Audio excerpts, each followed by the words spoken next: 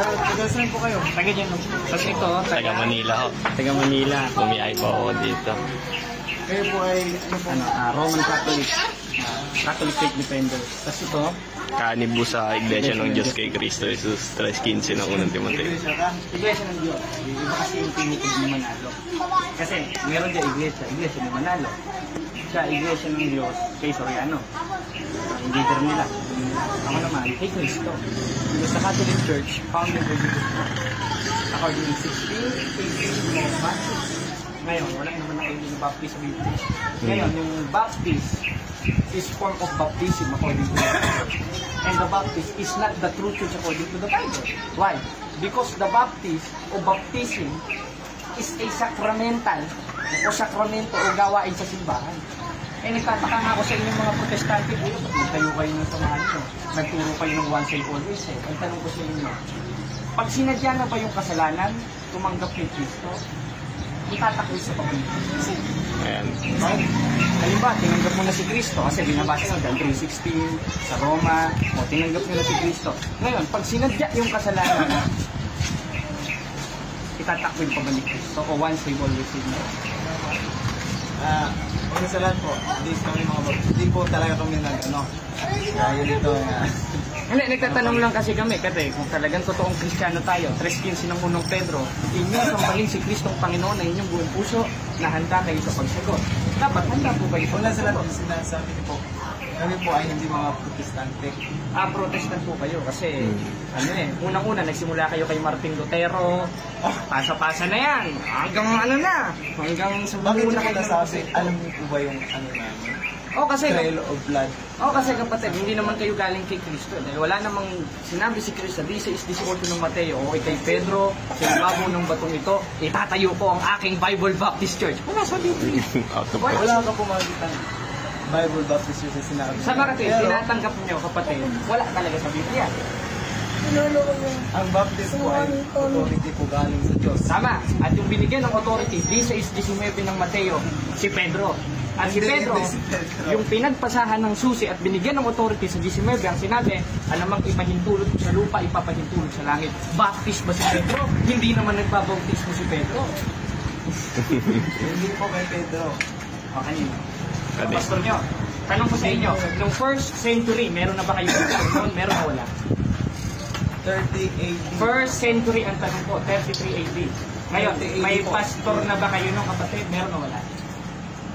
Pastor, wala po po mga pastor. Ayun, salamat. Ayun. Salamat. Sa makatwid, tinatanggap mo, walang pastor noon, kundi pare. Pare. Obispo. Meron, obispo. Basahin natin sa 20:28 ng gawang nakalagay na kayo naman na ginawang mga obispo. At yung obispo, 7:24 ng Hebreo, sa ibang translation, na nakaugnay sa Greek ay pare. Hindi may pare nun, hindi pastor. Kasi kayong mga pastor, wala naman kayong authority ng mga aralin. Sulpot kayo eh. Kaya nga tinatanong ko sa inyo, nung first century ba, may ka-added ba kayo noon? Meron na ba kayong pastor noon? Meron o wala? Ito ang tanong ko. Pastor, gaya na sinabi ko, walang pastor, pero ang authority. Ibig sabihin, wala pala sa Biblia ang pastor. Meron. Ayun. Ba't sabi niyo wala? Kapatid. Ibig sabihin, yung authority galing na church, hindi ka leader. Kanino galing? Tama. Kanino inabot? Sa church. Kanino inabot? Kasi basahin natin yung konteksto ng 16:18 na Mateo. Meron ka ba Biblia dyan? Basahin natin. Mateo. Kasi kapatid, mahirap makakaligaw. Katoliko pa yata si tatay. Katoliko pa kaya tayo. Mahirap yan kapatid. Kailangan skip tayo itong siguro. Anong papay? Basahin natin sa anong pangalan ng papay yung minister niyo kapatid? Pastor Laurena po kami sa Pasita. Pastor Laurena. Pastor Laurena. Basahin natin. Pastor Laurena. Kung siya'y binigyan ng authority ni Cristo. O si Pedro ba? Basahin natin. Sa 16. literal po ba na? 18 ng Mateo. Ang sabi? Basahin natin. Sabi, ito kapatid. At sinasabi ko naman sa iyo, ikay Pedro. Isa palagay. At sa ibabaw ng batong ito, itatayo ko ang aking iglesia. Sino ang kausap? Si Laurel ba? Hindi. Ang kausap, si Pedro. Ibig sabihin, yung binigyan ng authority ni Kristo, si Pedro. Anong klaseng authority? 19. Basahin natin. Ibibigay ko sa iyo ang mga susi ng kaharian ng langit. Kanino binigay? Kay Pedro. Kaya si Pedro, mula kay Kristo, binigyan siya ng otoridad. Hindi naman Pastor Laurel ng Baptist Church. Dahil ang nakalagay dyan, Iglesia ng Diyos. At according to the Catechism of Catholic Church, yung Iglesia ng Diyos o Iglesia ni Kristo ay ang Roman Catholic Church. So, ganyan po yung ano nyo. Talagang hindi tayo Eh kasi, ubus naman yung kapatid eh. Kami na, upon this rock Abang disrak. May nakalagay pa dito kapatid na tumuro si Kristo sa sarili niya. Wala! Wala kapatid, ginagawa mong literal. Ito nakalagay. Ikay Pedro, sa ibabaw ng batong ito. Hindi naman sinabing batong ako. Si Pedro eh. Si Pedro. Hindi naman baptist si Pedro dahil hindi naman nagbabautismo si Pedro eh. Ngayon kapatid, ito kapatid, tatanungin kita. Ngayon, kung ang aral nyo ay once saved, always saved, yung tanong ko kanina, ibabalik ko sa inyo. Ano? Kapag tinanggap ba si Kristo, gumawa ng kasalanan, sinadya, ligtas pa rin ba? Sinadya ko na sa lahat, tutulong kang ligtas, ay hindi ka gagawa ng kasalanan. Hindi po tinuturo sa amin. Ibig sabihin, kapatid, kapag tinanggap mo na si Kristo, totoong ligtas na, hindi na pwede magkasala. Pwede siya Ayun. magkasala. Ngayon, kung nagkasala at nakagawa pa ng kasalanan, ligtas pa rin ba at nandun pa rin ba si Kristo sa kanya? Oh, ayun. Ngayon, kung mabasa ko sa Biblia na may karapatang umalis sa iyo si Kristo pag gumawa ng kalokohan, tatanggapin nyo kapatid, mali ang ipinangangaral nyo, nililigaw nyo si tatay na Katoliko rin, na kapatid ko. Oh. Hindi kapatid, tinatanggap ko ba o hindi? Una sa lahat. Hindi kapatid, ang tanong ko sa inyo, tinatanggap nyo oo o hindi? Kasi kapag yung sagot nyo kontra sa oo o hindi, ang sabi ni Kristo, 5:37 ng Mateo, sama-sama kayo. Alam ko naman pa sana ganito. Hindi. Yung mga verses po na Hindi binabasa mo kapatid, ay talagang basta ano muna, tinatanggap mo ba kapatid?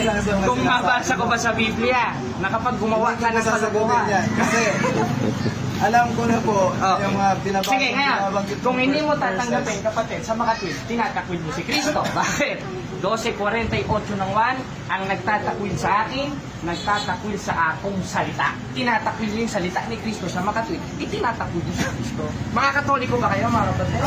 Oo, mga Katoliko pa rin. Niloloko niyo kapatid eh. Niloloko niyo eh. Sabihin niyo po kung anong gusto nyo sabihin. Pero Pati si tatay, Katoliko rin, kapatid. Niloloko niyo pa rin. alam niyo po ba yung Marcos Topas? Alam ko, babasahin na 28:20 ng Mateo, John 3:16 na sa Roma. Out of context naman kayo nun, hindi naman sa inyo sinulat yun eh. Pag ganito po na... Kaya nga ang tanong ko sa iyo kapatid eh, kung mabasa ko ba na may karapatan si Kristong iwan ka pag tinanggap mo siya, tatanggapin nyo mali ang ipinangangaral nyo, niloloko nyo yung mga kapatid kong Katoliko? Ano kapatid? Basahin na natin. Babasa na tayo ha. Basahin natin sa 2 Corinthians, written by the Apostle Paul, 14:27 Corinthians. Basahin natin. Basahin natin sa, nasa ba Corinto dito? Corinto. Malipsis na to. Corinto. Yan. Yan ang Corinto. Yan ha. Basahin natin, kuya. Dito na lang sa ano, hindi natin mahanap. Sa Digipay po. Ano bro? Yan. Basahin natin. Pagkabasa ko kapatid, pagbulay-bulayan nyo. Kasi yung aral nyo, niloloko nyo yung mga kapatid namin Katoliko. So, basahin natin sa 2 Corinto 13:5. Sabi, siyasatin ninyong inyong sarili kung kayo na nga sa pananampalataya. Sulat ni Pablo. Hindi natin i-interpret ha. Subukin ninyong inyong sarili. Hindi ba ninyo nalalaman si Jesucristo'y nasa inyo? Aba, ang sinabihan pala nito, kung konklusyon ng baptist ang gagawin natin, mga saved na. Kasi si Jesucristo'y nasa inyo. Ngayon, may karapatan bang itakwil tayo ni Kristo? Tuloy! Maliban na nga kung kayo'y itinakwil na. Ibig sabihin, may karapatang itakwil tayo ni Kristo. Eh, paano? 10:26 ng Hebreo, kapag sinasadya na natin ang kalokohan natin. Gaya ng ginagawa ng Bible Baptist Church. Ayun, kapatid. Kaya ano? Wala akong masasabi dyan. Kasi pag ganitong usapan, alam ko na saan patutungo to. Wala pong talagang mag-ano sa atin, hindi po tayo mga pag-intindihan. Alam ko yung stand nyo, pero kami po kasi hindi namin promote na may pag-discussion sa inyo. Ay, ibig sabihin pala, kapatid, kinukontra Pero- niyo yung pangangaral ng mga apostol. Kasi ang pangangaral ng mga Yan, apostol, yun, yun, ang sinasabi ang ko gamit sa muna yan. Biblia, basahin natin. Hindi Ikalawang na po alam Timoteo yung- 3:16, ang mga kasulatan na kinasihan ng Diyos ay mapapakinabangan rin naman sa pagtuturo. Kaya nang ginagawa nyo, Kahit ano pagsansala, ang po sabihin pagsaway, ko. hindi kayo Kasi may- sumasaway. may Kaya sarili ka kontra lang kayo sa stand. Biblia, kapatid. Wala pa rin ano, kahit ano sabihin ko. Ganyan po yung patutungo. Saan ba ang lokal niyo, kapatid? Yung ba yung pinaka Kami po ay lokal. Saan ba yung ano niyo? Church niyo, chapel niyo? Diyan sa San Pedro, sa Pasinta. San Pedro, ay inigaw yan ni kapatid ko kaya. Kasi Inigaw yung mga kapatid namin Katoliko. sabi hindi ka. Kasi ganun naman yung ano kapatid eh. Ini-nagsasabi kayo, una-una, hindi naman kayo canonize. Pero yeah, Ano, marami na po yung usapan natin. Kasi nga, may na po. Ano ba yung ganda-ganda na po naman? Season po naman gospel. Gospel yun bro eh. Kasama sa gospel nila Cristo yun eh. Nasa Simple 2 lang. Corinthians nyo, ikalawang Corinthians 4 hanggang 5, kasama nila Cristo yung pakipag-diskusyon. Nagtataka na ako, ba't pinalis mo Wala ba? po sila, mga sinasabi po, pag-aatake. Ay, kasi utos naman yung bro eh. Huwag mo naman sabihin mali yung atake. Kasi, basahin ulit natin ng ikalawang Timoteo 3:16. Ito, ang mga kasulatan na kinasihan ng Diyos ay mapapakinabangan rin naman sa pagtuturo. Ginagawa namin, pagsaway. Hindi utos yung pagsaway. Anong klaseng Ikaw pagsaway? po ba ay tiyak mo na sa langit? Tiyak na sa langit, in the grace of God. Paano mo po masasabi? Sa awat tulong ng Diyos. Kasi tumutupad Kung sakaling po ako sa dumating mga sa'yo ang utos. kamatayan. Saglit lang kapatid, sasalita ko eh. Kaya kung sakaling dumating sa akin si Kristo, maliligtas ako in the grace of God. Not in the grace of Bible Baptist Church, not in the Bible. Ay lang naman yung kapatid eh. Kaya hanggang dito na ulit tayo. Kaya, Sige kayo. sige bro, kasi masakit kasi sa akin, lalo na, Pero, yun na, bakit po yan? The grace po. Kung sakaling dumating yung kamatayan. Ito kapatid ngayon, kung sakaling dumating ang kamatayan ko, maliligtas ako in the grace of God. Why? 15:2 ng unang Korinto, 2:12 ng Pilipos, 2:13 ng Pilipos, bakit? Sapagkat Diyos ang gumagawa sa iyo. At syempre, hindi ka rin gagawa, hindi rin Diyos gagawa. Gagawa ka rin dapat. 2:13 hanggang 2:12 ng Pilipos. Hindi kaya ng ginagawa ng mga Baptist Church, tinanggap ko na si Kristo, save na ako. Ibig sabihin pala, matalino kayo kay Apostol Juan. Bro, kasi si Apostol Juan sa 3:2 ng unang Juan, may anak tayo ng Diyos, hindi pa nahayag kung ano magiging tayo. Samantalang kayo, alam nyo na. Ibig sabihin pala, matulog pa kayo sa mga apostol ni Cristo, kapatid. Hindi na. Hindi, yung ganun ibig sabihin. Hindi, kapatid. Alam mo ba, kahit sila mga apostol, tiyak niya na sa langit. Sige, Diba? sabi mo, tiyak, babasahin ko yung 3:2 ng unang Juan. Ang sabi dun sa ulat, kasi lahat ng isinulat ni Apostol Juan, interpreted na yun, hindi ako mag-i-interpret 1:3 ng unang Juan, dahil yung naming nakita at narinig yun ang binabalita nila. At isa dun sa ibinabalita nila, 3:2 ng unang Juan, na yung mga anak tayo ng Diyos, hindi pa nahahayag kung ano magiging tayo. Kaya nga ang tanong ko kapatid kung ang mga apostol, aral nila katulad na sa inyo, ba't ang sabi ni Apostol Juan? Aba, ngayon anak tayo ng Diyos, hindi pa nahahayag kung ano magiging tayo. Samantalang kayo, hayag na hayag kayo, pinangangaral niyo pa. Anong stand mo doon kapatid? Sinong mas matalino sa inyo ni Apostol Juan? Ikaw na nagsasabi noon? O si Apostol Juan, nakakontra sa pinangangaral niyo? Hindi po yung sinasabi ko sa Hindi kapatid, tinatanong kita, sumagot kayo sa tanong ko kapatid. Ang tanong ko lang sa inyo, sinong mas matalino sa inyo ni Apostol Juan? Kasi si Apostol Juan, 3:2 ng unang Juan, ngayon mga anak tayo ng Diyos, hindi pa nahahayag kung ano magiging tayo. Kakontra naman yon dun sa sinasabi nyo na alam nyo na mangyayari sa inyo. Automatically lang. Kaya, ang tanong, sumagot ka muna, sinong mas matalino sa inyo ni Apostol Juan? Ikaw o kayo? O si Apostol Juan sa 3:2 ng unang Juan? Sagot ka ba tayo? Categorical. Categorical. Parang natalino. Sino ang natalino? Wala na Hindi, saglit lang kapatid, sumugot ka sa tanong ko. Ito, tatanong ko muna tayo. Tinatanggap mo ba kapag namatay ka, alam mo na mangyari sa'yo? Mas ka na. No, ngayon, alam mo na ano, ibig sabihin, alam mo na mangyayari sa'yo sa inarap. Kung sakaling mamatay ka, alam mo na, doon ka sa langit, direkto. Save ka na. Tama ba yun o hindi? Tama. O, tama. Ngayon, ang sabi ni Apostol Juan, 3:2 ng unang 1, ngayon mga anak tayo ng Diyos, hindi pa nahahayag kung ano magiging tayo. Therefore, sila Apostol Juan, anak na sila ng Diyos, hindi pa nahahayag kung ano mangyayari sa kanila. Kaya ang aking panguntana, ganito, sinong mas matalino sa inyo ni Apostol Juan? Ikaw na nagsasabi doon, hindi pa. Ay, ito nga, babasahin natin ha.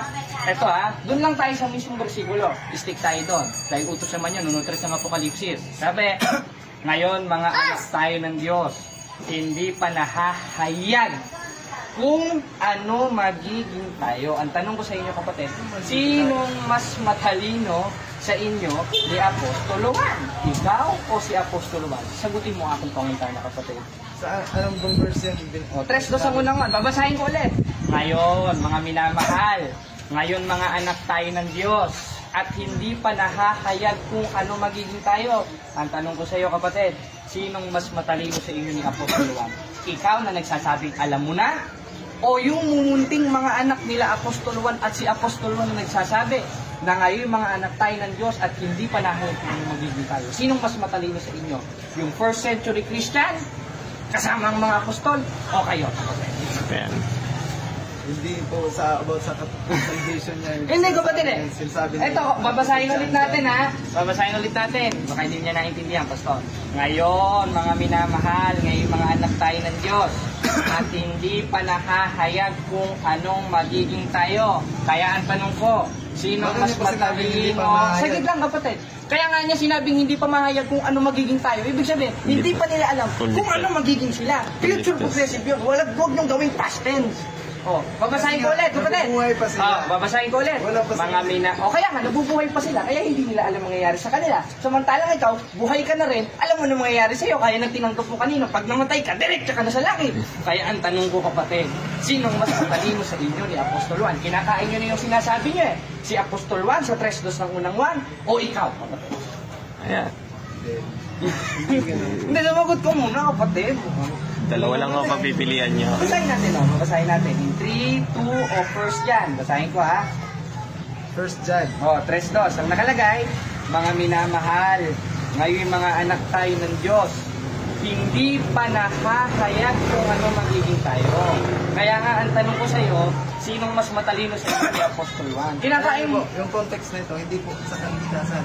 Hindi ako Eh, tanong ko sa iyo, lahat ba ng isinusulat ng mga apostol ukol sa kaligtasan na ipinasusulat ni Kristo? Yes or no? Hindi. Ngayon, yung nakasulat ba sa Biblia, kapatid, kapatid lang, yung nakasulat ba sa Biblia na ang Ebanghelyo ni Kristo ukol ba sa kaligtasan niya? Yes or no? Yung isinusulat, yung inutos ni Kristo, lahat ba ng sinasabi ni Kristo na isinusulat ng mga apostol, kasama ba sa kaligtasan niya? Yes or no?